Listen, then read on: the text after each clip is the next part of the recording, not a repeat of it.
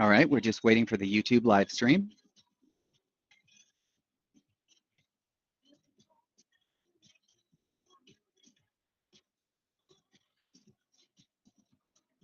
Good morning, ladies and gentlemen, and thank you for joining us for ICONversations. If you are watching this on YouTube, go ahead and smash that like button.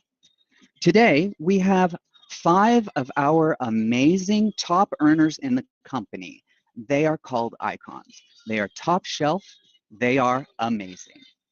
From Louisiana, we have Emily Neely. From Florida, we have Caroline Van Sevenant. From Florida as well, we have Nikki Klein. From California, we have Darren De Silva. And our amazing moderator today is Vanessa Nunez from Texas. Vanessa, you want to go ahead and begin the show for us? Sure thing. Thank you so much, Brian. So you are so welcome. I'm super excited about this one. I think with the wonderful topic that everyone has at our forefront is everything with NAR. So I sent a message to these guys and said, how would you feel if we addressed the elephant in the room? And everybody seemed to think that was a great idea. So I'm going to start off with some questions here that I think is all on our minds, but nobody's really talking about it. Or if we are talking about it, you know, amongst agents, we're talking about it in very small groups. So I thought this was a great one. So I'm going to start off here, and any one of you, Caroline, Darren, Emily, Nikki, whoever wants to start off first, I'm pretty easy. I think we should have this as an open discussion. So pop right on in. So this is really going to be in the topic of your initial reactions. So could you share your initial reaction to the recent NAR ruling and lawsuit? And what was the first aspect of when it caught your attention, or what caught your attention from it?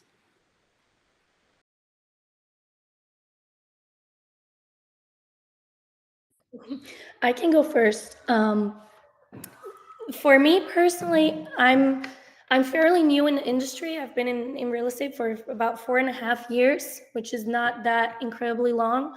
I was in the office, and I've been aware that this has been going on for a pretty long time, but I was always like, okay, when it happens, it happens. And then it actually happened, and I had our group leader, Ariel Vargas, and Deep Mehta, who have been in the industry for a very long time. And Deep runs into the office and he's like, it happened. We got him drop NAR. And I was like, what happened?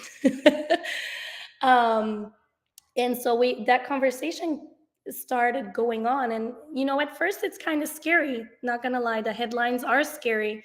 I think a lot of us can, like, at least as a newer agent, I can't speak from like a very experienced point of view, but from like a fairly newer agent, it did sound pretty scary. Now we're about 2 weeks in. I think by now we kind of know, okay, how we can potentially tackle this, but I was scared. I was like, okay, how is this going to change everything? Because this is my bread and butter. You know, I do make my money for my family along with my husband in this business. So what does this mean for us? It's just a little scary at that point when I just heard it. That's great, Caroline. I mean, I think for all of us, we took a quick look, took a deep breath and said, okay, now what? So Darren, Emily, Nikki, what were your first impressions? And, you know, were you also a little bit scared, or, you know, or did you just say, well, I'm just going to do business as usual? So I can speak from my point of view. This is Nikki. So for me, I don't really get afraid of things, because I think that fear is just excitement rebranded. How's that? We'll put it that way. I think this is one of those things that I was like, well, I just consistently do business the way I'm doing it, and I'm going to continue doing it, and I'll just pivot the way that I need to in order to continue to be successful.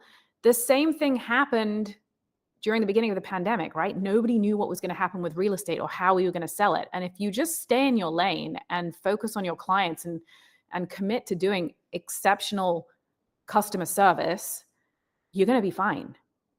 It's the people who don't understand what's going on, or are too afraid with their lack of confidence in the skill set that they have, that are going to probably leave the industry. So my recommendation, I know I'm kind of going beyond the question here, but it's coming through, so I'm going to just say it. My recommendation would be to educate yourself so that you can educate the consumer. And that is the way that you will be successful in this business, because they are looking at you as the authority. So if you can tell them what's going on from an educated point of view, you're going to be just fine. Nikki, I think that's a very good point of view. Because I'm like you, I was like, great, awesome. Now we're going to get rid of some people in this business that really shouldn't be in this business. So I didn't really have a fear base of it. I mean, the headlines are scary. I will tell you that. It's like, if anybody's reading them and that's all you're paying attention to, that's what they're there to do. They're there to scare you. It's clickbait. It's just clickbait. Exactly. It's just there to get it. And, for those of you who don't watch the media or pay attention, I'm one of those. I don't really pay much attention other than, yes, I knew it was out there, but I'm going to go in sense with the flow. I'm going to keep doing what I'm doing. And how much more value do I need to add? I add a lot of value already. So my clients already know that if they're working with me, the value's there. So I think that's really what's going to come out. Darren or Emily, did you want to chime in on this, or would you like me to go to the next question? Well, I agree. I think it's really important who you're listening to. And I also think it's important to kind of hold your tongue until we really know more facts. You don't need to necessarily present yourself as the expert, but listen to the experts. Listen to the people in leadership here at EXP, your brokers. Get all the information, just be a sponge and gather it. And whenever it's time to make some changes, which a lot of those changes should be starting now, you'll be equipped and it won't be as scary. And it'll be a lot less scary once everybody's on the same page too. So. Very true. Darren, you want to put in your input? Yeah, I mean, I think everything that was said here by all these incredible women is exactly, I mean, took the words right out of my mouth. I think it's going to require, I think it's a good thing, right? I think whenever there's a time of people being in fear and being unsure of what's next and what's to come, there's tons of opportunity. Right? Just like kind of Nikki mentioned COVID, it's very similar to that. I'm a newer agent too. I've been in the business since 2020 as well. That's all I know. But what I do know is that if you're unable to pivot and you're unable to adjust to changes and be malleable, you're not gonna stay in the business. That's what I do know. With anything, real estate or anything, you have to be able to pivot. And how do you do that? Well, you stay connected to going to meetings like this. You stay connected to an ecosystem. We just had John Cheplak in this meeting before, guys. I don't know if you know who this guy is, but those are the types of people EXP's bringing into our ecosystem. Like, you want to be connected into an ecosystem like that, where you're going to have titans of our industry, and you're going to be learning from them. That's how you're going to succeed, building your skills, being more of a professional. I think this is a great thing, guys. It's a bad thing for those of the real estate agents out there that don't value giving an amazing client experience. It's going to be a bad thing for the people out there that don't value improving their skills and working hard and having a specific set of core values that you hold yourself true to and your team. Those are the people that don't hold those values important. They're not going to succeed. And I think that's a great thing. So if you're one of those people, I would really try hard to look in the mirror, right? And if you're scared and fearful, really ask yourself why. What are you doing? Because I guarantee you the people that I go and ask who are prospecting and doing the daily activities and working on their skills, you go ask any of them, they're not scared at all. In fact, they're looking forward to this because it's going to separate the professionals from the amateurs. So I'm really excited about it, if you can't tell. So that's kind of my take on that. Well, the cream always rises to the top. So that's why you're up here, Darren, because within 4 years, you've actually made it to an icon status. So I've been a long time in this business. I've been in it this 13 years, and change is what it is. It's flexibility and adaptability. That's all this is. It's flexibility and adaptability. If you can move and be malleable, just like the point you said, you're going to do just fine, but you're going to have to adjust. And that's really it. And it's getting comfortable with the uncomfortable questions and making sure that you're finding the answers that are what your clients are looking for. And sometimes it's just educating them. So on this next one, I want to talk a little bit about impact on the business models that we're seeing out there. Obviously, we're at EXP, and we're a cloud-based, brokerage. Been here a long time. Will be an 8-time ICON agent this year. So how do you foresee the ruling impacting traditional and emerging business models within the real estate industry? And how do you think we here at EXP actually have an advantage? We have so many resources. I mean, every day I feel like I learn about a new thing that EXP is rolling out for us to make our business better. And I feel like I am just scratching the surface of using those tools well. It's just such a blessing to be part of a community that provides so much at our fingertips. Very, very true, for sure, Emily. What about you, Darren? Let's put you back up, because we'll put you in the mix with all the women. All right, I love it. Yeah, kind of like I mentioned, it's all about the ecosystem. And EXP, I mean, there's a reason I joined EXP a year ago, and there's no looking back for me. When I come to a room just like today, like the last 2 weeks, it's been Tina Call. This week, it's been John Cheplack. Like when I'm in rooms like that, I pay thousands of dollars to go in rooms with those people, right? And we literally have EXP bringing that type of stuff to us. I mean, to me, that's incredible. When I popped in and saw John Cheplack, I was like, wow, it just gives me more reassurance that I'm in the right place. Tools, EXP gives us all these robust tools. Being a cloud-based brokerage, I mean, I don't know about you guys, but there's not a lot of brokerages that literally that Monday after the NAR announcement had 50 masterminds, right? You might have heard a couple, but I don't know. I didn't see a whole lot of, Keller Williams and I don't want to name drop here, but I'm going to name drop, right? I didn't see a lot, at least locally, so like that's the kind of support we have. You can hop in to EXP World and talk to a broker or get your question answered, whether it's legal or just something important, getting paid in less than 3 minutes, right? I don't know about you guys who have been in other brokerages, but my broker wasn't that quick to respond, right? When I needed help with a paycheck or whatever, it could take days sometimes, right? So I think that's going to be what really helps us is the service, the support, to know that we have a brokerage that has our back. So I think that answered the question. But thanks for letting me share. Yeah, absolutely. How about you, Nikki? Oh, I have a little bit of a different perspective. So for me, I can't predict what's going to happen, right? I don't know if the traditional model is going to be more successful than the cloud-based model. My instinct is that the cloud-based model is the route to take, because I mean, if you look at what happened with Blockbuster, everything's going online. And like Darren was saying, it's really great to have at your fingertips the cloud-based ability to connect with people across the world.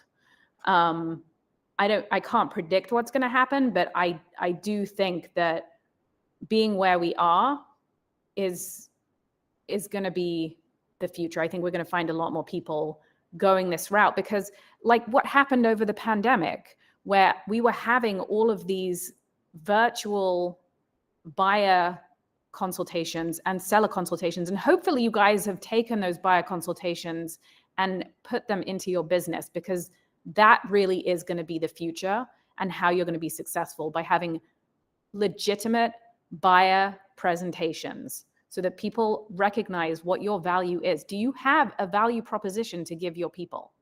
Because if you don't, that should be something that you start looking at.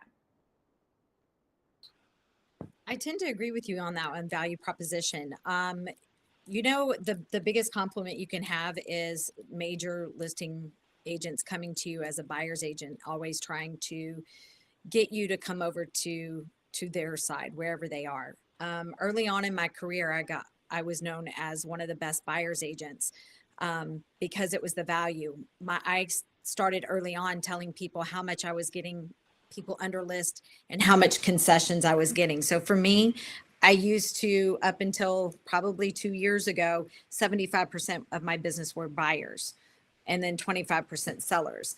And as you know, aftermath of COVID, now I have 75% in listings and 25% in buyers. But I would say cut your teeth on those buyers, guys. Get really experienced, because your negotiation skills, that's where you need it for the listings. So I think that our role as agents and buyers, it's going to be more important now more than ever. What do you think, Caroline? I just want to can I just expand on that nothing has changed. Like, people, you guys have to understand that nothing's changed. Just the way that we get paid has changed. Like, literally everything is being blown so out of proportion. But if you've already been signing buyer broker agreements, nothing's changing in your world. Right. Nothing's changing. It's just the way, it's the perception. You've got to gain higher perspective on it. What's going on out in the media is perspective. Everybody's giving their perspective. You got to fly high like the eagle and gain perspective on everything and see really where it is in your business. If you've been doing what you should be doing, you should already have all those buyer reps and so forth. So, Caroline, what is your thought? I agree. I mean, really, everybody had an amazing, like, great points. Daryl, Darren, Emily, Nikki. I apologize for my voice. I have very strong allergies. Yeah, I mean, for me personally, I was a little overwhelmed that very first day in the weekend, because they dropped it as a bomb, on Friday, and then let it kind of go Saturday and Sunday. But then I felt really reassured and more calm once I actually saw, okay, EXP is just tackling this. They're taking control.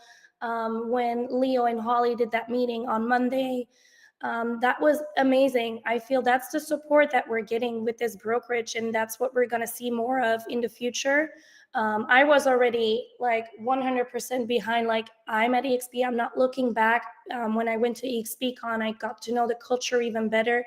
But now seeing how they're handling this, there is, like Darren said, a lot of other brokerages. And I'm not here to down talk anyone or any brokerage out there, but there is a lot of brokerages that are kind of maybe lost, and that they don't know how to support and how to tackle this. So I'm very happy that we're here today, and that, we have a brokerage that is giving us all the tools we need and all the knowledge, because just like Nikki said, nothing is changing.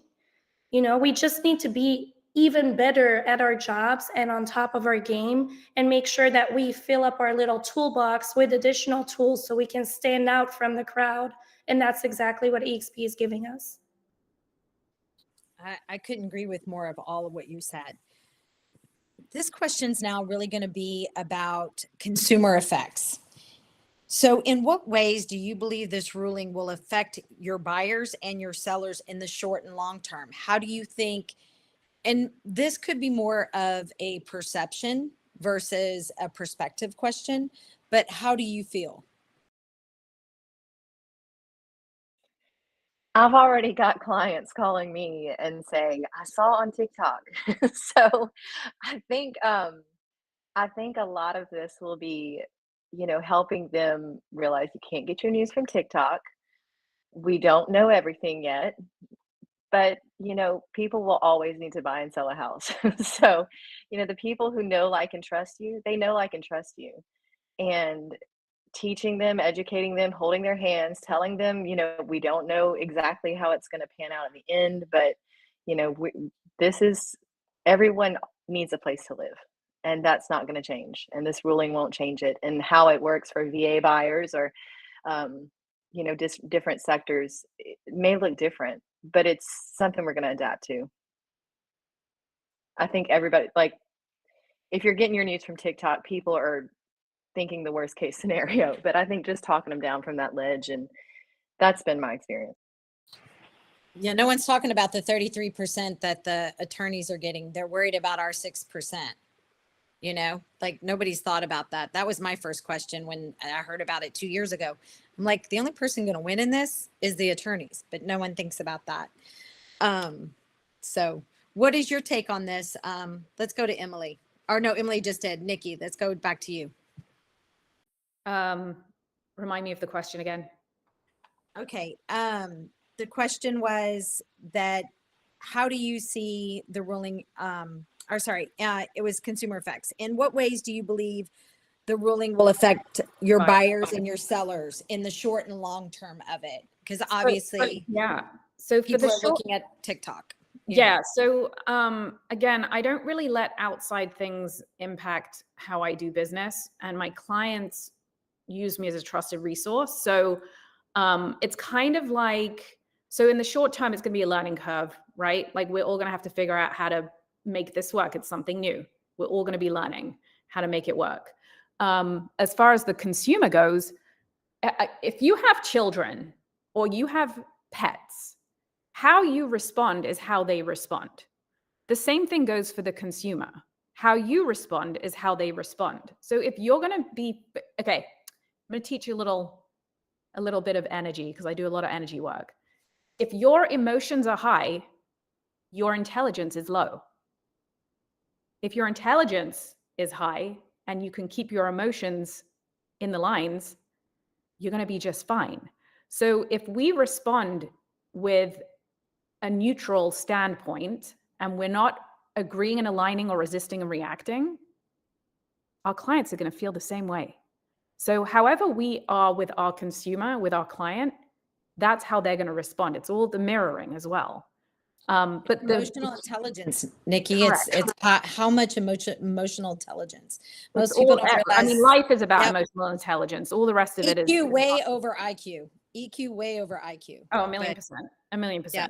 So the reality is that you have to understand what's going on so that you can explain it and stay neutral and ask questions. Ask a lot of questions, because the person that asks the questions gets the most knowledge. Very, very, very true. That was a great answer. Darren, what about you? Yeah, no, I was just kind of taking notes on what Nikki said, so I kind of got lost there. Can you reiterate the question for me? Sure, absolutely. So in what ways do you believe the ruling will affect your buyers and your sellers in the short and long term of it? Yeah, I think this one, it's just all about perception. Actually, what I do is I tell people to just go look at my TikTok page, and then they'll have all the answers they need. I'm just kidding, by the way. But I don't even have TikTok. Yeah, I know that's another social media platform I think I need to utilize, and I haven't just got there yet. I'm sticking with the two I know. But I think we don't know, right? It's all perception right now, and frankly, if I were to tell you my opinion, because that's all I feel like anybody has right now is it's all speculation. But frankly, I don't think much is really going to change. I mean, haven't the buyers always paid the commission? I mean, who brings the money to the table at closing? It's not the seller, right? That's exactly right. That's what no one is talking about, Darren. No one is talking about that. Exactly what you said. It's the buyer that brings the money to the table and what they're willing to pay.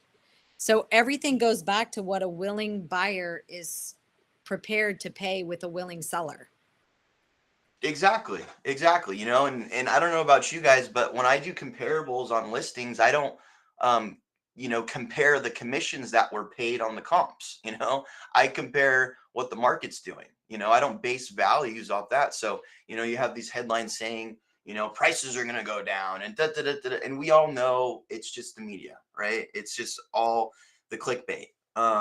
But frankly, I really don't think much is going to change. And I think people will find that very quickly. However, I think the things that will change is I don't know if this is a nationwide thing. I know California at least, but we have to have buyer's agency agreements signed just to show the house, and I think that's a great thing. It's going to require a lot more accountability, it's going to require a lot more loyalty, to me, it's an amazing tool, but if you don't know how to have those hard conversations with people, right, you're not going to succeed. A lot of people can't explain why you need to sign a contract before signing a house. Like that already eliminates like 50% of the real estate industry right there, right? Right. Like, Do you guys, have you noticed, and I don't know if any of y'all have noticed this, there's going to be a lot less of people calling into Redfin and Zillow to get a buyer's agent.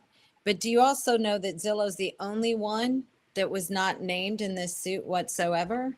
So what does that tell you? They're having everybody look at something while other things are going on. So keep your attention on things that, in terms of not the shiny object everybody's talking about, it's the ones that no one's talking about. right. So right. this could be something that Zillow has helped instrument because they have other objectives. As we know, we already gave them all, we opened the key to Pandora's box. So, I think everything that each of you are saying is very important to take realization on, for sure. Caroline, what is your input on this? I think for me personally, I see it this way. I think the first 6 months, whenever this comes into place, it's just the conversations are already starting, like sellers, buyers who are asking like, hey, what's going on? They don't really understand it. They see all this clickbait, and then we have to explain. We just have to become experts at explaining exactly what happened, that the clickbait, it's not necessarily what it looks like. And we need to explain how we can navigate this new change for them in their benefit. That's really how I see it. I think the first 6 months or maybe a year even, we're going to have to be tackling these clickbait headlines. But after that, every change is difficult. Every change comes with challenges. It comes with opportunity. And I believe if we can tackle this, probably in a year or so, we're going to be like, I don't know why we were so stressed about this, or I don't know why we had these huge headlines, because it was for the better. And I do think that I agree with you 100%, Vanessa. We should be looking at other things as well. Usually they make you look one way for other things to be happening. So I'm curious what's going on there as well. I think exactly. So this is going to take us into some compliance and adaptation along with market dynamics. So in any of these changes or specific changes, what are you thinking you're going to implement? But also, how might the ruling alter competitive dynamics among real estate agents and or brokerages? Who wants to start this off? Darren, do you want to start off? Sure. Yeah. So I was kind of talking about this with somebody yesterday, because we were kind of going through scenarios. I'm the type of person that I'll go through like 5,000 situations in my head, and they're usually like the worst it can possibly be. And then they never happen. But that's what happens to me when I have, something that happens that I don't know what to expect. So one of which was this scenario. When you're going, let's say you're going to make an offer, and you make essentially we have to put in the commission in our offer, right? Well, let's say there's multiple offers on the property, right? I guarantee you that there's some agent out there that's willing to raise their hand and say, I will do it for 1%, right? So, and then having those conversations with your client about, why we didn't get our offer accepted, or those types of things, right? Like, I feel like for me is something that I need to address and try to role play and figure out ways to handle those types of objections, and figure out ways to communicate, and navigate that, so I think, like, as far as competition goes, I mean, that's just one thing that I feel like will probably come up, is agents willing to just like in listings, right? I compare this all the time to, being a listing agent. So I really foresee that it's going to take a lot higher skill set to be able to handle these types of objections and navigate. And frankly, I think buyer's agents are going to be given a lot more respect. You know, you have this stigma now. It's like listing agent, you know, listing agent, listing agent, listing agent. But frankly, I think now the tables are going to turn where buyer's agents are going to be given a very huge amount of respect, knowing the types of conversations and things that you have to go through. So I guess that's a little bit of input. You know, again, it's all speculation, but that's just one thing I was thinking about. I think that it's really good what you've brought up for sure. Let's go to Caroline, then Emily, and then we'll finish up with Nikki on this one. Caroline, what do you think? As far as competition, honestly, I'm hopeful that we do stick together and that we collaborate more. But I do agree 100% with Darren. There is going to be agents that are going to be willing to drop it to 1%. So your skill set, your ability to negotiate and vouch for yourself, you guys need to believe in yourself overall, is going to be super important, more important than ever. I mean, there is this saying that says real estate agents are, I think, third in line after car salespeople. I'm really hoping that this entire thing is going to change that narrative and that there's going to be more trust and more respect towards real estate agents, because we do work hard for what we do for our clients. That is true. We do work very hard, and most people do not know how much work we actually put in. Emily, what are your thoughts?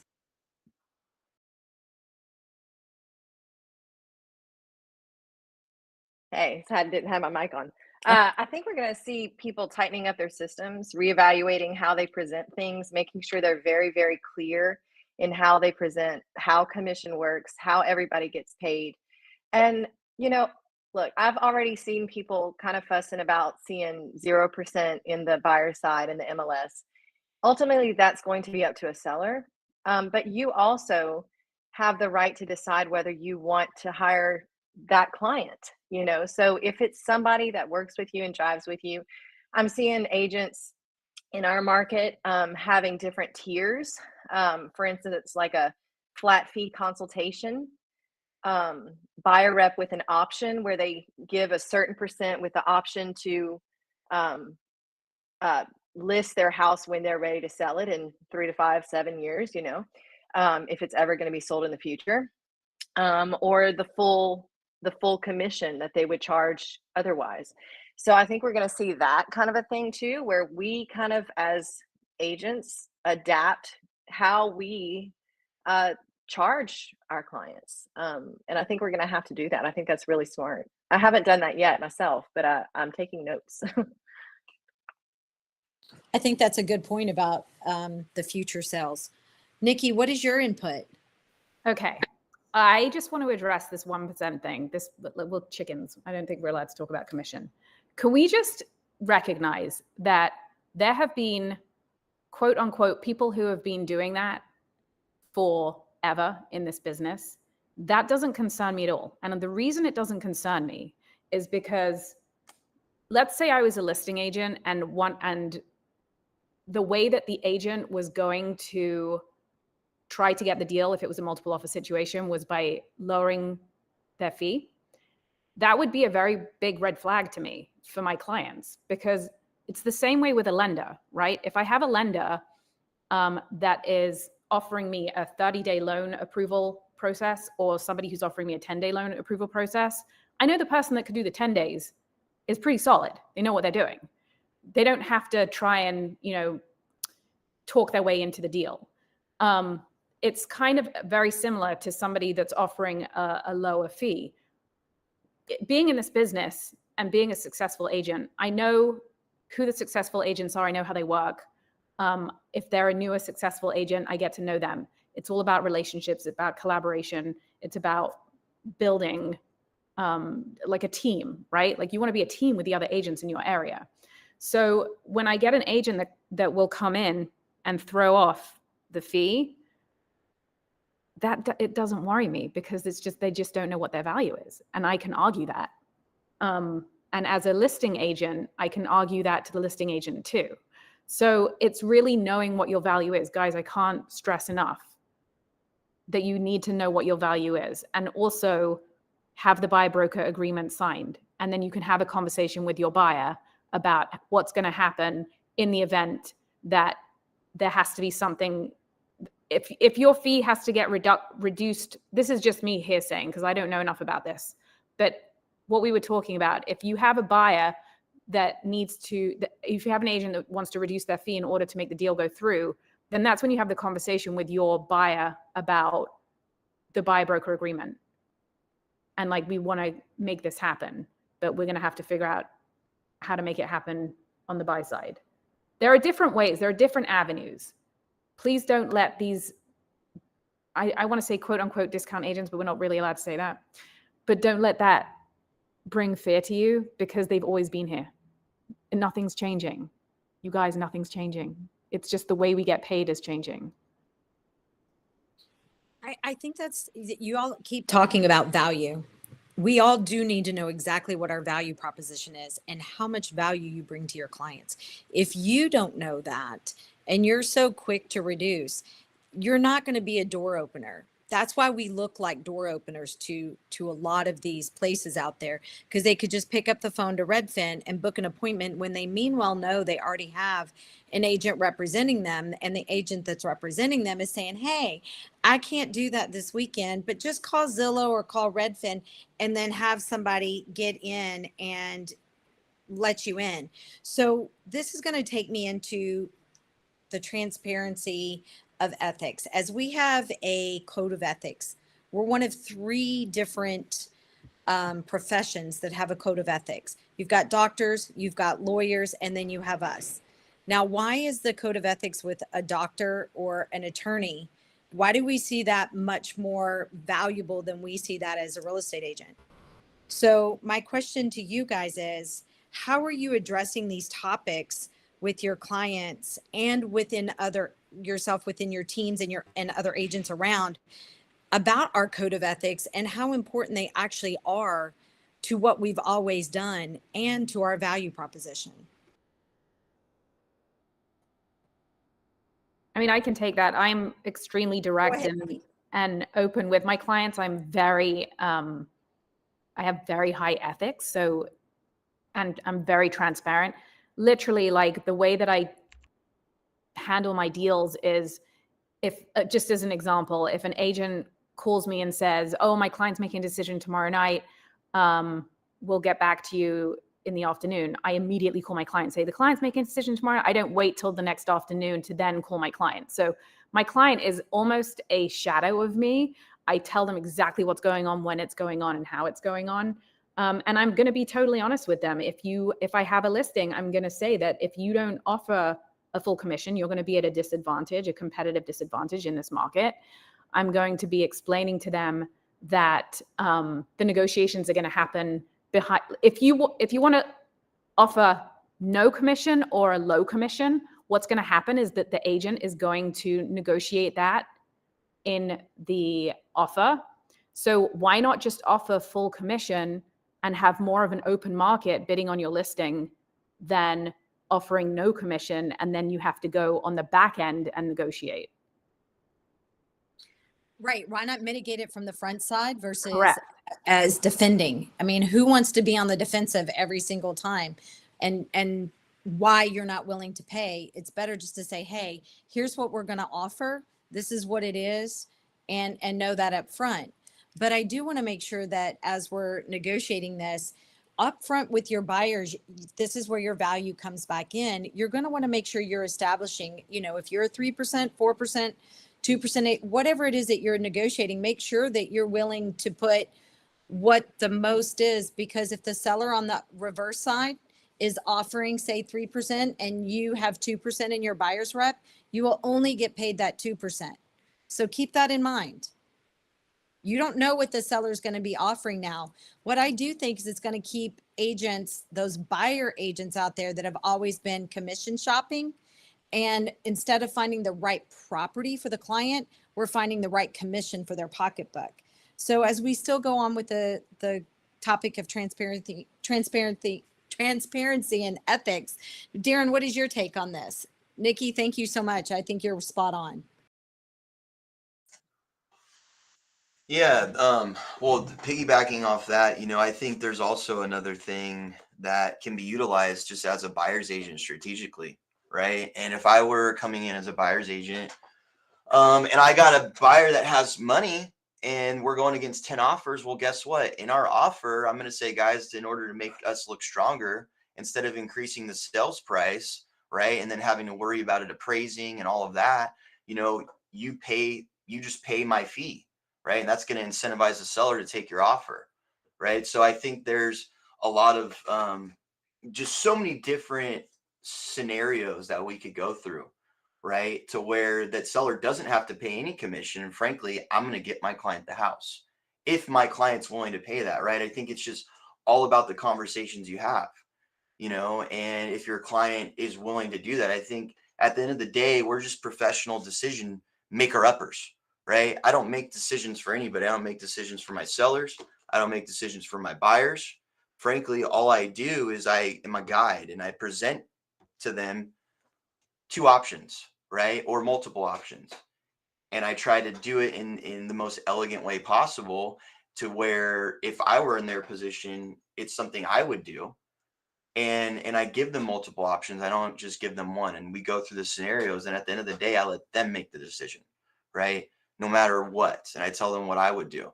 But I don't know. At the end of the day, money talks, right? Money is always, at the end of the day, what talks. There's a very small percentage of people, right, that aren't greedy and would rather it go to a nice family and this and that. But I don't know about you guys. Probably about 80 to 90% of my clients that I've ever dealt with, there's not as many that really care. And at the end of the day, they care about what they net. Regardless of the type of agent they are, regardless of 1% or 4%, like they just care about what they're going to end up with.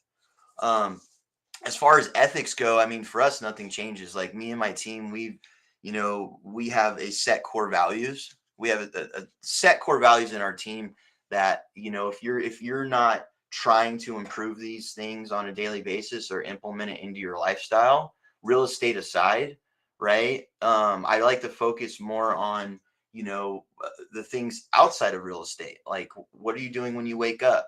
Are you doing something physical? What are you are you meditating? Are you, doing something to help increase your energy? What are the things that you're doing in your lifestyle? Because that stuff will just transmit to your business, period.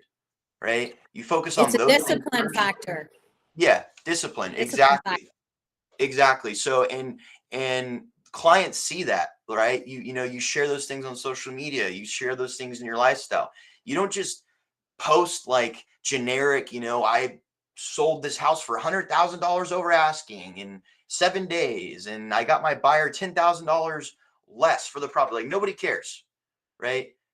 People don't care about how much you know until they know how much you care, right? And if I show people that I'm caring about myself and I'm disciplined and I'm waking up early and I'm doing all these things, like, they're gonna look at me as a disciplined person.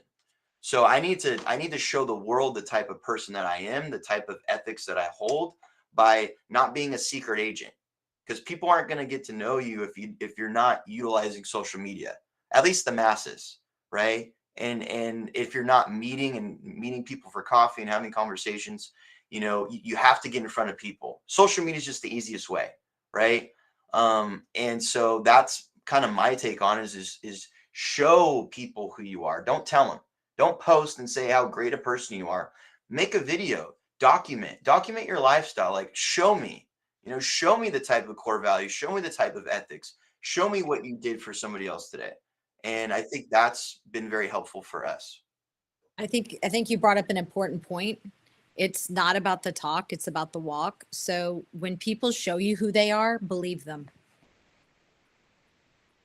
Emily, what is your take? Or Caroline, whoever wants to go next. Well, I think if it's a matter of ethics, what's right is right.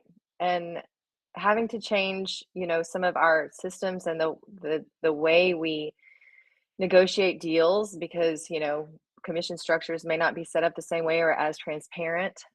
It's still important that we treat every client fairly, that we don't fake it till we make it. I hate that. It's important that we actually know our stuff and have the real value. We're not just blowing smoke. And I think that doesn't change.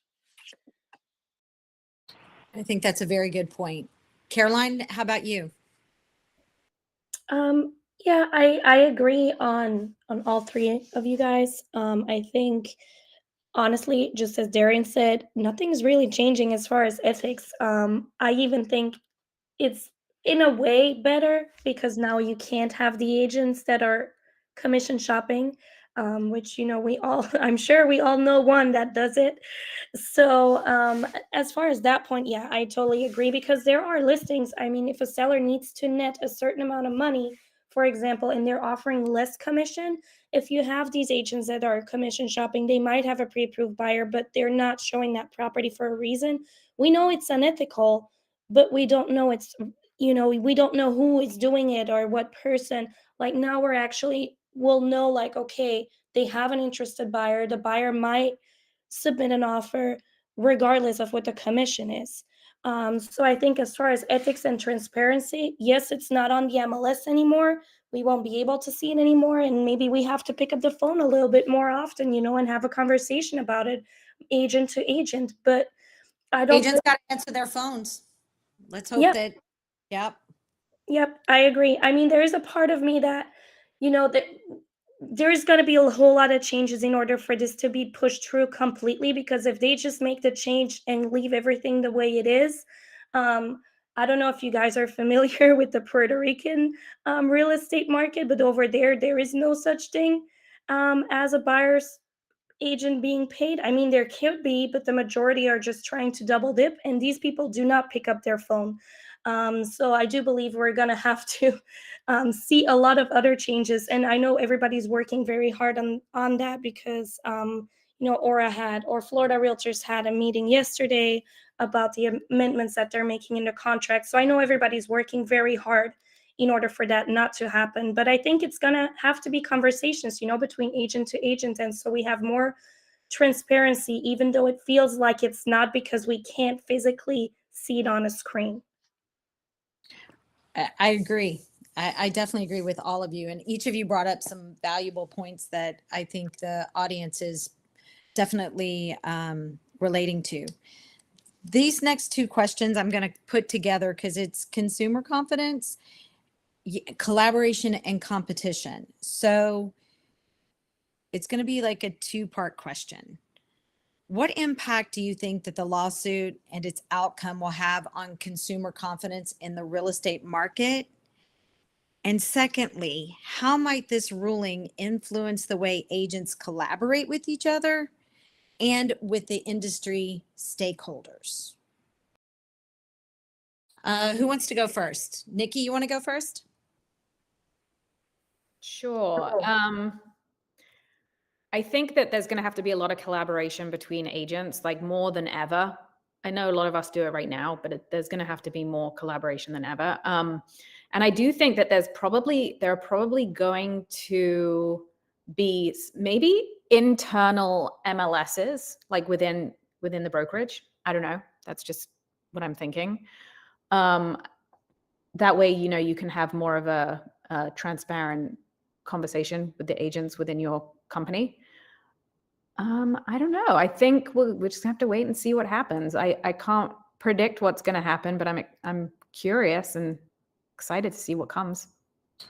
I think we're all kind of excited because it's going to give us an opportunity, even the agents who shine, to shine more because people actually see more of the value, and some agents who maybe have kind of been a little lackadaisical on things are going to have the chance to rise up. Yeah, I think change is growth always, right? Yeah. Like whenever you change, you grow. Growth. Yes, absolutely. And I think it's good. Maybe some people will realize like this industry isn't for me, and that's perfect. And maybe people are going to be like, oh my gosh, I just see this loophole that I've been struggling so hard, and now I can do this thing, and it's going to help me rise to the top. So there's just like a lot of good that can come from this in so many different aspects. Change is the one thing that's constant. So as long as you can keep the change, it goes back to adaptability, flexibility, and being malleable. And being malleable on that point, Darren, what is your thoughts? Yeah, I mean, I don't know what to expect, right? I think we all don't know. Um, so it's hard. I mean, anything I say really is like I might as well put my hands over my eyes and throw a dart, right? Because I really think that's where we're at. But I like to focus on the controllables. You know, what can I control? Well, I can control the type of ecosystem I'm in. You know, I can control what environment I'm putting myself into. Am I putting myself in a positive one that's fueled with people who are saying, "Man, we're going to pivot. We're going to get through this. It's going to be better than it was before," or am I surrounding myself with people who are, "Oh, you know, this sucks. You know, their buyers aren't going to be able to afford it. You know, it just all negative, right?" You know, for me personally, I stay away from those people because whether they're right or wrong doesn't matter. It's not being in a negative place and looking at things negatively isn't going to move you forward. It's we're solution based, right? What are we doing to figure out solution? Like, great, we figured out the problem. Move on. Don't sit in it. Don't keep, you know, sulking in this issue. Like, we all know what the issues may or may not be. Now let's figure out a solution. What can I control? Well, I'm going to work on my skills. We all know buyer's consultations are going to be huge, right? So I would probably start role playing and diving into those things, you know, I mean, religiously, almost every day, right? And getting with other people who are like-minded. You know, that's what I would do, and really assessing your environment right now. I think this is a great time to really see if you're in the right environment, in the right ecosystem, based on the conversations you're having. If you feel like there's people that aren't solution based, and unless you like that, right? If you like being in the problem and that sort of thing, great, you're in the right place. But if you want to, you know, have things that are controllable and not live in fear your whole life, I would suggest making sure you're around people who are positive, who are solution based, who are higher energy, and that's my suggestion.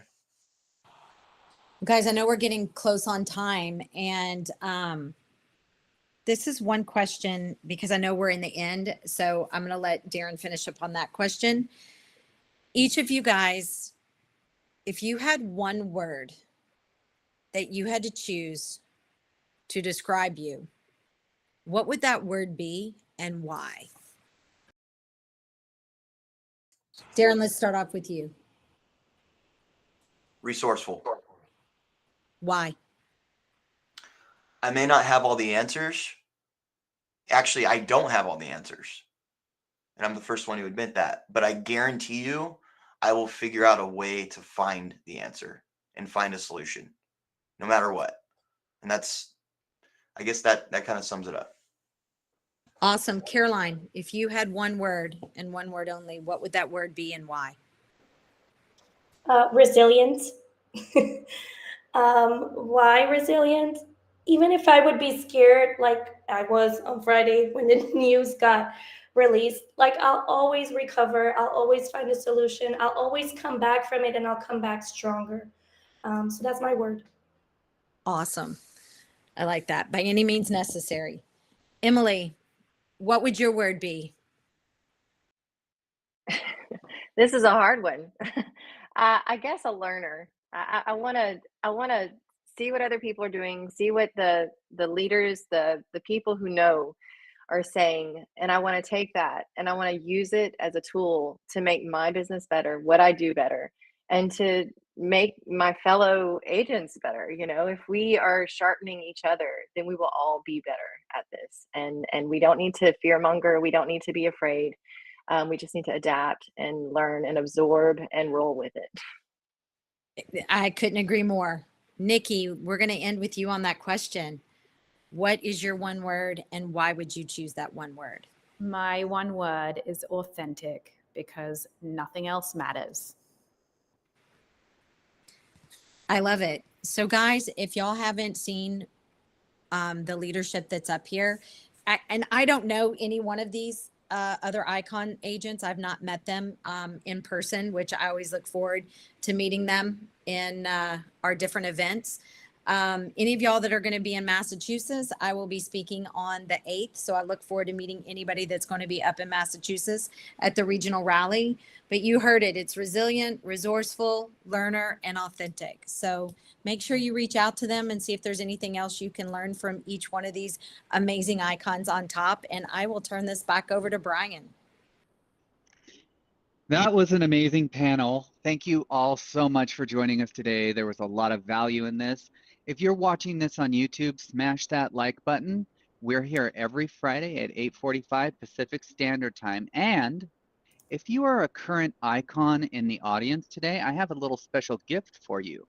Here in the chat box is a survey that you can fill out about today's show, and you can get a couple of cultural points. I mean, it just doesn't get better than that. You guys have a great weekend. Thank you again, and we will see you around the way. Thanks, everybody. Thanks, guys. Have a great day.